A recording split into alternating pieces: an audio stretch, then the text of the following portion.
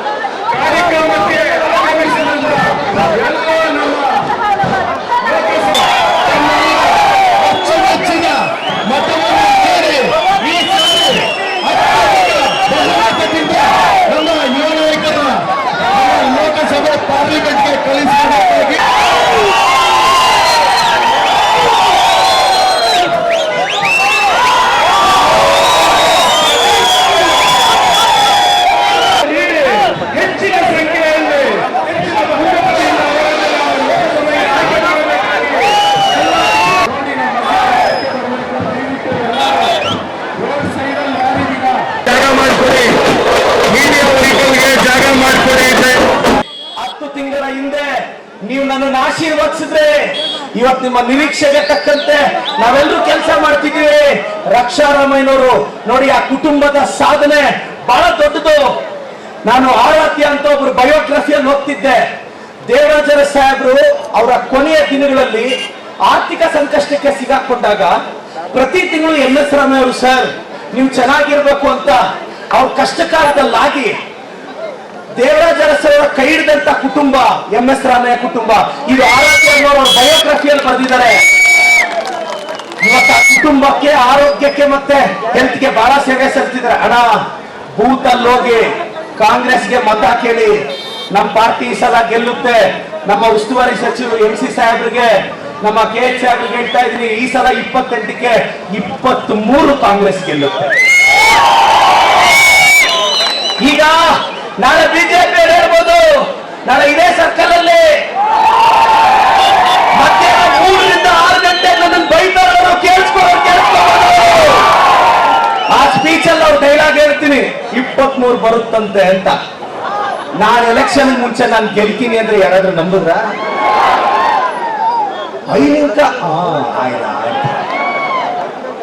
23 seat ಈ ಸಲ ಕಾಂಗ್ರೆಸ್ಗೆ. 50 ವರ್ಷದ ಹಿಂದೆ ನಾವು 26 ಸೀಟ್ ಗೆದ್ದಿದ್ವಿ ನೋಡಿ. ನಾನು ರಿಕ್ವೆಸ್ಟ್ ಮಾಡೋದಿಷ್ಟ ಅಣ್ಣ, ಬಡವರ ಪಕ್ಷ ಕಾಂಗ್ರೆಸ್. ಇವತ್ತು ನಿಮ್ಮೆಲ್ಲರ ನಂಬಿಕೆ, ನಮ್ಮ ಸಾಹೇಬ್ ಉಸ್ತುವಾರಿ ಸಚಿವರಾದ್ಮೇಲೆ ಇವತ್ತು ಪ್ಲಾಸ್ಟಿಕ್ ಬ್ಯಾನು, ಫ್ಲೆಕ್ಸ್ ಬ್ಯಾನು, ಇವತ್ತು ಹಿಂಗ 20 ನಾಳು ಯೂಟ್ಯೂಬ್ లో వస్తనే ఉంటాను. ನಾಳೆ ಮಧ್ಯಾಹ್ನ 3 ರಿಂದ 6 ಪ್ರದೀಪ್ ಈಶ್ವರ್ನ ಬೈಯಕ್ಕೆ ಬಹಳ ಜನ ಇಲ್ಲಿ ಬರ್ತಿದ್ದಾರೆ. ಕಾಂಗ್ರೆಸ್ ಪಾರ್ಟಿಗೆ, ಕಾಂಗ್ರೆಸ್ ಪಾರ್ಟಿಗೆ, ಕಾಂಗ್ರೆಸ್ ಪಾರ್ಟಿಗೆ, ಕಾಂಗ್ರೆಸ್ ಪಾರ್ಟಿಗೆ. ಚಿಕ್ಕಬಳ್ಳಾಪುರದಲ್ಲಿ ಬಿಜೆಪಿಯಲ್ಲಿ ಒಬ್ರು ಕೌನ್ಸಿಲರ್ ನಿಂತು ಸೋತೋಗಿದ್ರು. ಆ ಹುಡುಗ ನನ್ನ ಕೇಳ್ದ, ಪ್ರದೀಪ್ ನೀನ್ ಜಾಸ್ತಿ ಮಾತಾಡ್ತಿದ್ದಲ್ಲ, ನೀನ್ ಕಡಿಮೆ ಮಾತಾಡೇನೋ ಮಾಡಿದ್ಯಾಳ ಅಂದ. ನೀನ್ ಜಾಸ್ತಿ ಮಾತಾಡಿ MLA ಇಂದಾಗ ಏನ್ರ ನಾನು ಹೇಳೋದು ಮಮ್ಮಲ್ಲಿ ನೆಮ್ಮದಿ ಜಾತಿ ಒಳಗೆ ಜೈ ಕಾಂಗ್ರೆಸ್. ಕೋವಿಡ್ ನಾವು ಕರ್ತಿದ್ದಲ್ಲ, ನಾನು ಅವನಲ್ಲ. ಅದರಿಂದ ಇವತ್ತು ನಾನು ಹಿಂದೆ ಮಾತಾಡುವಂತ ಸಂದರ್ಭದಲ್ಲಿ ಹೇಳಿದೆ, ಅವರು ಭ್ರಷ್ಟಾಚಾರದ ವಿಶ್ವವಿದ್ಯಾಲಯಕ್ಕೆ ಮುಖ್ಯಸ್ಥರು ಅಂತಕ್ಕಂಥ ಮಾತನ್ನ ಹೇಳಿದ್ದೆ. ನಾನು ಚಿಕ್ಕಬಳ್ಳಾಪುರ ಪಾರ್ಲಿಮೆಂಟ್ ನ ಎಲ್ಲ ವಿಧಾನಸಭಾ ಕ್ಷೇತ್ರದ ಸಮಸ್ತ ಜನತೆಗೆ ಕೈ ಜೋಡಿಸಿ ಪ್ರಾರ್ಥನೆ ಮಾಡ್ಕೊಳ್ತೇನೆ. ದಯವಿಟ್ಟು ಅವರದೇ ಪಕ್ಷದವರು ಅವರ ಭ್ರಷ್ಟಾಚಾರದ ಬಗ್ಗೆ ಸವಿವರವಾಗಿ ಇವತ್ತು ದೊಡ್ಡ ಮಟ್ಟದಲ್ಲಿ ಹೇಳ್ತಾ ಇರ್ತಕ್ಕಂಥ ಸಂದರ್ಭದಲ್ಲಿ ದಯವಿಟ್ಟು ತಾವು ಇಂಥ ವ್ಯಕ್ತಿನ ಪಾರ್ಲಿಮೆಂಟ್ ಕಳಿಸ್ತಕ್ಕಂಥ ದುಸ್ಸಾಹಸವನ್ನ ತಾವು ಮಾಡಬಾರ್ದು. ಇಂಥ ವ್ಯಕ್ತಿ ಇವತ್ತು ಮನೆಯಲ್ಲಿ ಕೂರ್ತಕ್ಕಂಥ ಕೆಲಸ ಯಾವುದೂ ಇಲ್ಲ ಅಂತ ತಮಗೆ ಮನವಿ ಮಾಡ್ತೀನಿ. ನಾನು ತಾವೆಲ್ಲ ನೋಡ್ತಾ ಇದ್ದೀರಾ, ಇವತ್ತು ಈ ಭಾಗದಲ್ಲಿ ನಮ್ಮ ಇಷ್ಟು ವರ್ಷಗಳಿಂದ ನಮ್ಮ ಕಾಂಗ್ರೆಸ್ ಅಭ್ಯರ್ಥಿ ಜೈಗಲ್ಸ್ ಬರ್ತಾ ಇದ್ರು. ಡೆವಲಪ್ಮೆಂಟ್ ತಾವೇ ನೋಡಿದ್ದೀರಾ. ಈಗ ನಮ್ಮ ಸಿದ್ದರಾಮಯ್ಯ ಡಿ ಕೆ ಶಿವಕುಮಾರ್ ಸಾಹೇಬರು ಇವತ್ತು ಕಾಂಗ್ರೆಸ್ ಸರ್ಕಾರದಲ್ಲಿ ಅನೇಕ ಬಾಕಿಗಳನ್ನು ಕೊಟ್ಟು ಬಡವರ ಹೊಟ್ಟೆ ತುಂಬಿಸುವಂತ ಕೆಲಸ ಮಾಡ್ತಾ ಇದ್ದಾರೆ. ಇವತ್ತು ಅನ್ನ ಬಾಕ್ಯ ಇರಬಹುದು. ಈ ದೇಶವನ್ನು ಒಡೆದುವಾಳುವಂತ ಚಿಂತನೆಯನ್ನ ಬಿಜೆಪಿ ಸರ್ಕಾರ, ಬಿಜೆಪಿ ಪಾರ್ಟಿ ಇವತ್ತು ಮಾಡ್ತಾರೆ. ಇದೆಲ್ಲವನ್ನು ಬಹಳ ತುಲನೆ ಮಾಡಬೇಕಾಗಿದೆ. ಈ ದೇಶ ಐಕ್ಯತೆ ಇರಬೇಕು, ಈ ದೇಶದಲ್ಲಿ ಸಮಗ್ರತೆ ಇರಬೇಕು, ಈ ದೇಶದ ಎಲ್ಲ ವರ್ಗದ ಜನರು ಕೂಡ ಅಣ್ಣ ತಮ್ಮಂದರಾಗಿ ಬಾಂಧವ್ಯದಿಂದ ಬಾಳಿ ಬದುಕಬೇಕು ಅನ್ನೋದು ಒಂದು ಕಡೆ. ಆದರೆ ಧರ್ಮಗಳ ಮಧ್ಯೆ ಕಲಹವನ್ನು ಮಾಡಿ ಈ ದೇಶವನ್ನು ಹೊಡೆದಾಡುವ ಕೆಲಸವನ್ನ ಇವತ್ತು ಬಿಜೆಪಿ ಮತ್ತು ಮೋದಿಯವರು. ನಂತರ ಶಿಡ್ಲಘಟ್ಟ ವೃತ್ತದಿಂದ ತೆರಳಿದ ರಕ್ಷಾರಾಮಯ್ಯ ಜಿಲ್ಲಾಧಿಕಾರಿಗಳ ಕಚೇರಿಗೆ ತೆರಳಿ ಚಿಕ್ಕಬಳ್ಳಾಪುರ ಲೋಕಸಭಾ ಕ್ಷೇತ್ರದ ಚುನಾವಣಾಧಿಕಾರಿ ರವೀಂದ್ರ ಅವರಿಗೆ ನಾಮಪತ್ರ ಸಲ್ಲಿಸಿದ್ದಾರೆ. ನಾಮಪತ್ರ ಸಲ್ಲಿಕೆಯ ವೇಳೆ ಶರತ್ ಬಚ್ಚೇಗೌಡ, ಸುಬ್ಬಾರೆಡ್ಡಿ, ಎಂಸಿ ಸುಧಾಕರ್, ಕೆಎಚ್ ಮುನಿಯಪ್ಪ ಸಾಥ್ ನೀಡಿ ನಾಮಪತ್ರ ಸಲ್ಲಿಸಿ ವಾಪಸ್ ಬರುತ್ತಿದ್ದಂತೆ ದೊಡ್ಡಬಳ್ಳಾಪುರದ ಮಾಜಿ ಶಾಸಕ ವೆಂಕಟರಮಣಯ್ಯ, ನೆಲಮಂಗಲ ಶಾಸಕ ಶ್ರೀನಿವಾಸ್, ಚಿಕ್ಕಬಳ್ಳಾಪುರ ಶಾಸಕ ಪ್ರದೀಪೇಶ್ವರ್, ಎಚ್ಎಂ ರೇವಣ್ಣ ಬರಮಾಡಿಕೊಂಡು ಇಡೀ ಕ್ಷೇತ್ರದ ಪ್ರೀತಿ ವಿಶ್ವಾಸ ಈ ರೀತಿ ಜನಸಾಗರದ ರೂಪದಲ್ಲಿ ಕಾಣ್ತಾ ಇದೆ. ಎಲ್ಲರಿಗೂ ಧನ್ಯವಾದ ಸಮರ್ಪಿಸಿ ಕಾರ್ಯಕರ್ತರನ್ನು ಉದ್ದೇಶಿಸಿ ಮಾತನಾಡಿದರು. ಕಾಂಗ್ರೆಸ್ ಪಾರ್ಟಿಗೆ, ಭಾರತ ಮಾತೆಗೆ, ಕರ್ನಾಟಕ ಮಾತೆಗೆ. ಇವತ್ತು ನಮ್ಮ ಕಾಂಗ್ರೆಸ್ ಪಕ್ಷದ ಪ್ರತಿಯೊಬ್ಬರು ನಾಯಕರುಗಳು, ನಮ್ಮ ಕಾಂಗ್ರೆಸ್ ಪಕ್ಷ, ನಾನು ರಕ್ಷಾರಾಮಯ್ಯಗೆ ಈ ಒಂದು ಲೋಕಸಭಾ ಚುನಾವಣೆಯಲ್ಲಿ ಅವಕಾಶ ಮಾಡಿಕೊಡಲಿಕ್ಕೆ ಧನ್ಯವಾದ ಹೇಳಕ್ಕೆ ಇಷ್ಟಪಡ್ತೀನಿ. ಈ ಮುಂಬರುವ ಚುನಾವಣೆ 20-22 ದಿನ ಇರಬೇಕು. ಎಲ್ಲರೂ ಎಚ್ಚರಿಕೆಯಿಂದ ಕಾಂಗ್ರೆಸ್ ಪಕ್ಷವನ್ನು ಗೆಲ್ಲಿಸುವಂತ ಕಾರ್ಯ ದಯವಿಟ್ಟು ಎಲ್ಲ ಮಾಡಬೇಕು. ಯಾಕಂದ್ರೆ ಬಿಜೆಪಿ ಬರ್ತಾ ಇರೋದು ಸಂವಿಧಾನವನ್ನು ಬದಲಾಯಿಸುವುದಕ್ಕಾಗಿ.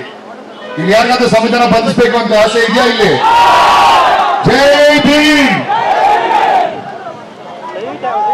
ನಮ್ಮ ಆಪೋನೆಂಟು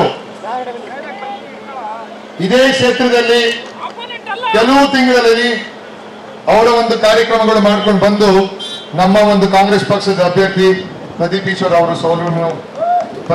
ಸೋಲಿಸಿ ಇವತ್ತು ಪುನಃ ಲೋಕಸಭಾ ಚುನಾವಣೆಗೆ ಬಂದಿದ್ದಾರೆ. ಇಲ್ಲಿ ನಿಮಗೆಲ್ಲರಿಗೂ ಗೊತ್ತಿರುವಂಗೆ ಕೋವಿಡ್ ಸಮಯ ಜ್ಞಾಪಕ, ಲಕ್ಷಾಂತರ ಜನ, ಕೋಟ್ಯಾಂತರ ಜನ ದೇಶದಲ್ಲಿ ನರಳುತ್ತಿರುವ ಸಮಯದಲ್ಲಿ ಈ ನಮ್ಮ ಕರ್ನಾಟಕ ರಾಜ್ಯದ ಹೆಲ್ತ್ ಮಿನಿಸ್ಟರ್ ಆಗಿರ್ತಾರೆ. ಸ್ವಿಮ್ಮಿಂಗ್ ಪೂಲ್ ಅಲ್ಲಿ ಮತ್ತೆ ಬೇರೆ ಬೇರೆ ಜಾಗಗಳಲ್ಲಿ ಅವರ ಒಂದು ಕಾರ್ಯಕ್ರಮ ನಡೆಸ್ಕೊಂಡ್ ಬರ್ತಾ ಇರ್ತಾರೆ. ನಮ್ಮ ಒಂದು ಕೇಸು ದಬ್ಬಾಳಿಕೆ ಮೇಲೆ ದಬ್ಬಾಳಿಕೆ ಇನ್ಯಾವುದಾದ್ರೂ ಕ್ಷೇತ್ರ ಜನಕ್ಕೆ ಬೇಡ ಅಂತ ದಯವಿಟ್ಟು ಈ ಒಂದು ಚುನಾವಣೆಯಲ್ಲಿ ಕಾಂಗ್ರೆಸ್ ಪಕ್ಷದ ಅಭ್ಯರ್ಥಿಗೆ ನನಗೆ ನೀವೆಲ್ಲರ ಆಶೀರ್ವಾದ ಮಾಡಬೇಕು ಅಂತ ಕಳಕಳಿಯಿಂದ ಮನವಿ ಮಾಡ್ಕೊಂತ ಇದ್ದೀನಿ.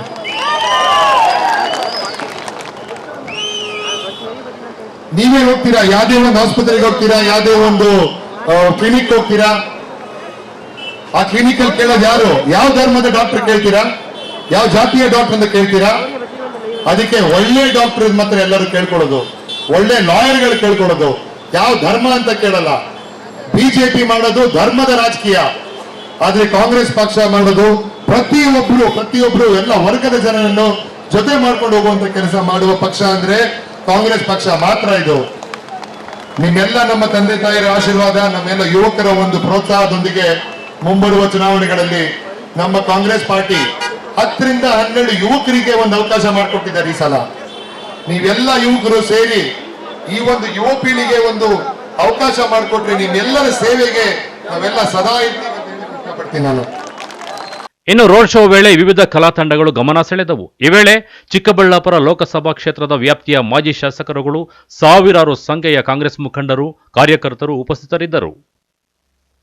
ಕಳವರ ಅರುಣ್, ಎಂಎಂಟಿವಿ ನ್ಯೂಸ್, ಚಿಕ್ಕಬಳ್ಳಾಪುರ.